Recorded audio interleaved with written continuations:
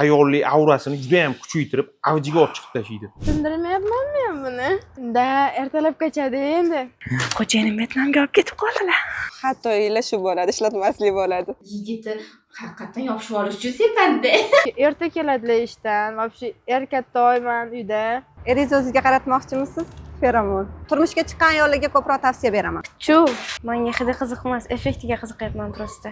Faqat menga kompot bo'lish kerak. Вообще uydan chiqa olmay qolganlar, ishdan shoshib keladilar. Xullas yonimdan keta olmayaptilar. Zo'rg'a tilab ishga jo'natyapman. Xuddi yangi sevishganlardek qilib qo'yar ekanda. Ayniqsa o'ziga kerakli odamni mast qilish uchun sepadi. Sasib yotsa, qo'pol qilib aytganda qaysi erkak kishiga yoqadi? Boshqa joylarda bunaqa bonus berishmaydi-yu. Uxlayotgan she'ri ham uyg'otaverar ekan-u.